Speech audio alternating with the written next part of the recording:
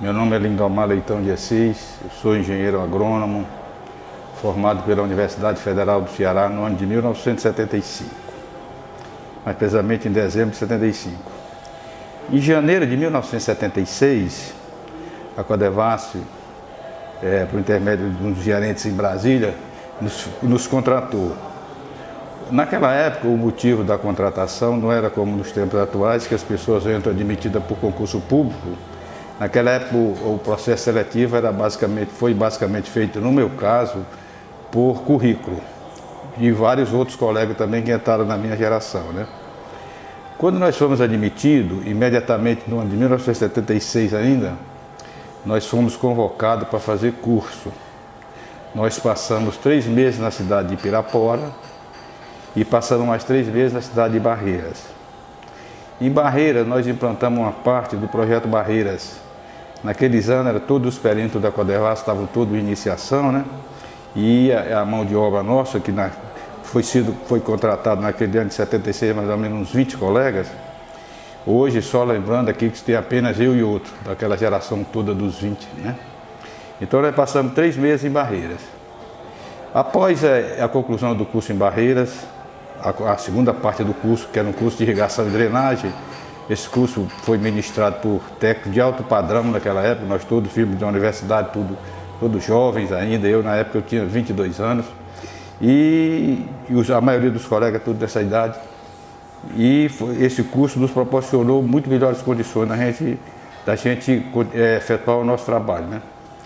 Então nós fomos, a partir do curso de Barreira, nós fomos lotados em Propriá, a cidade de Propriá. Tinha um escritório chamado Escritório de Projetos Isolados. Esse escritório ele ia tratar da implantação, da elaboração e implantação de projetos de pequenas várzeas. Pequenas várzeas são essas lagoas marginais que tem hoje aí, muitas delas estão paralisadas por falta de processo produtivo, né? Eram 66 pequenas várzeas, totalizavam em torno de quase 9 mil hectares, isso nos estados de Sergipe e Alagoas. E a gente tinha a incumbência de elaborar projetos para os 2 estados. Mas o projeto não avançou muito. Nós chegamos a fazer apenas 3 projetos, 2 em Sergipe e 1 em Alagoas. E diante disso, a Codevasf começou a fazer o remanejamento na equipe técnica que compunha essa equipe de projetos isolados. E nós fomos encaminhados para fornecer assistência técnica no perímetro de Itiúba. Iniciamos, fizemos uma parte de assistência técnica e depois nós fomos trabalhar com sistematização de solo. Sistematização de solo é uma técnica utilizada para a gente acomodar, para facilitar o cultivo do arroz, porque a topografia do solo eram bastante irregulares e com isso a gente dava uma topografia adequada para que pudesse fazer o cultivo adequado de arroz. Então desempenhamos nossas atividades em sistematização de solo no projeto Propriá aqui em Sergipe e no projeto Itiúba em Alagoas. Fizemos isso até 1981. Em 1981, aí a Codevasf criou uma figura do chefe de perímetro, que o chefe de perímetro era aquela pessoa que tratava com todas as atividades que existiam dentro do perímetro, ou seja, tratava da operação, tratava da manutenção, tratava da seleção de colonos e ainda participava em parceria com os fiscais que implantavam os projetos. Nessa época o projeto de Itiúba estava sendo implantado e nós participávamos também dentro da designação do futuro do projeto, porque a gente tinha domínio onde estava necessitando que fosse feito obras. Então a gente, em parceria com nossos colegas que eram os engenheiros fiscais, a gente facilitava as coisas e mostrava para eles os melhores locais que deviam ser feitas obras para atender aquela população que tinha sido desapropriada. Os projetos do Baixo São Francisco, só uma conotaçãozinha rápida aqui, são projetos de compensações sociais, né? Sociais e ambientais. Então, são projetos que foram decorridos da criação da Barragem de Sobradinho, porque com a criação da Barragem de Sobradinho, vários projetos, várias áreas, todas essas pequenas várzeas e as grandes várzeas, umas deixavam de receber inundação, porque o processo de cultivo era feito pela enchente do rio. Enchia o rio, vinha o peixe, depois baixava a vazão e se cultivava o arroz. E com isso, diante da barragem, passou a ter áreas que ia ficar encoberta permanentemente e outras não teriam água adequada.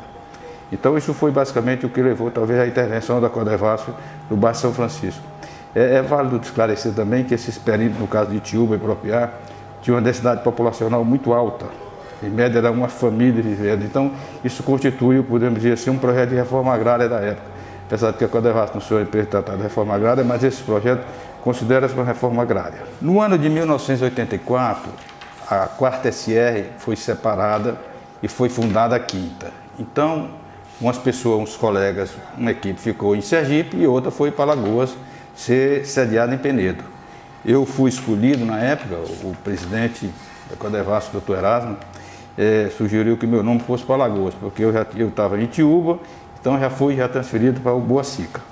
Então esse projeto do Boa Seca, um projeto de extrema dificuldade, um projeto em que os proprietários eram pessoas muito influentes na região e que criaram uma grande dificuldade para a Codevasf implantar esse projeto.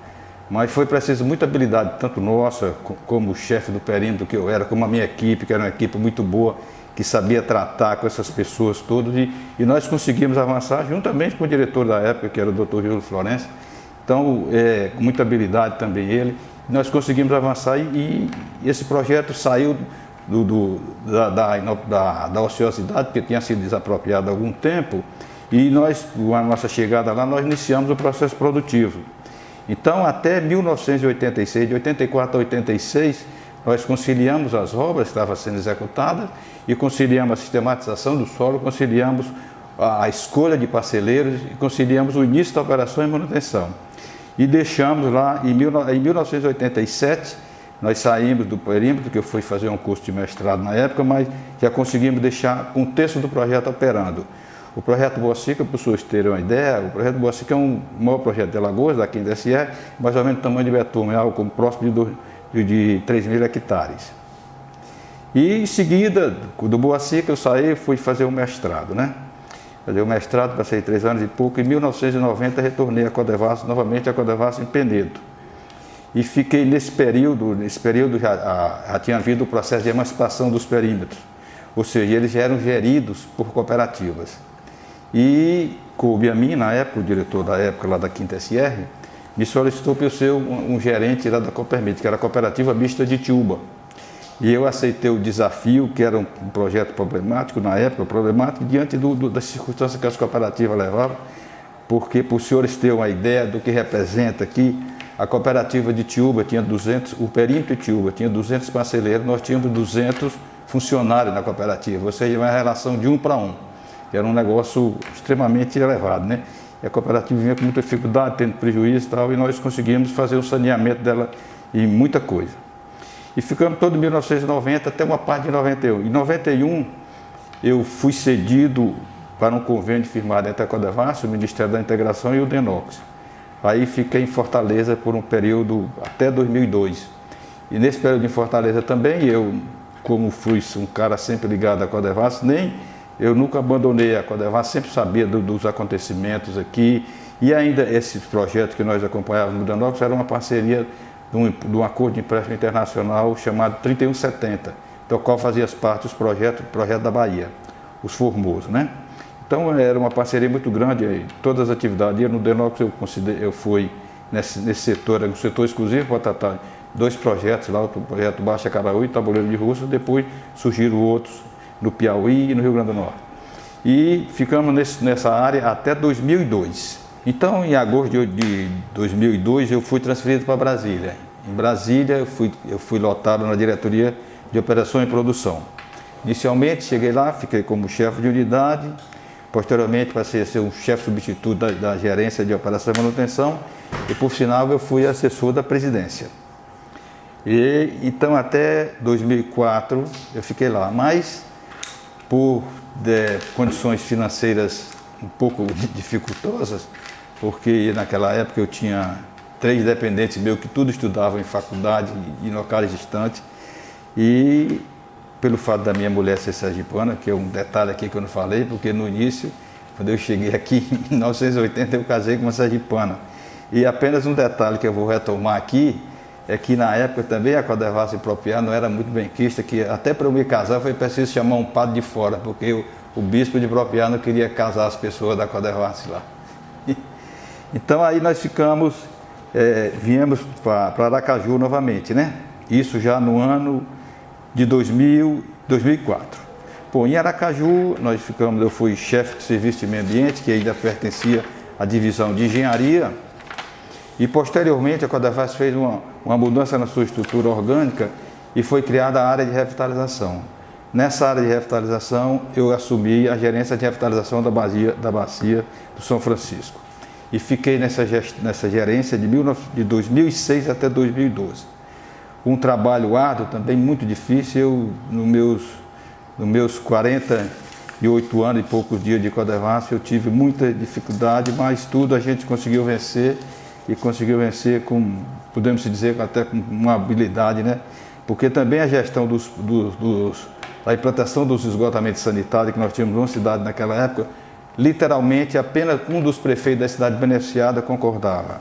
Todos eram contra. Então dificultava o avanço das obras, dificultava a localização de estações elevatórias, de ET, dificultava a implantação das obras, ou seja, dificultava de todas as obras. Isso redundou que muitas das obras não foram concluídas e as empreiteiras, diante da resistência que criavam os prefeitos, eles foram começando a se perder o gosto pela obra e muitos deles pediram o cancelamento dos contratos. Então,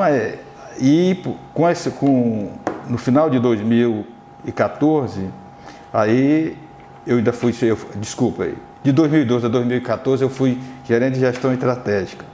Saí da área de revitalização, foi colocado outro colega lá, que era um sujeito muito competente na época, e hoje ainda é também.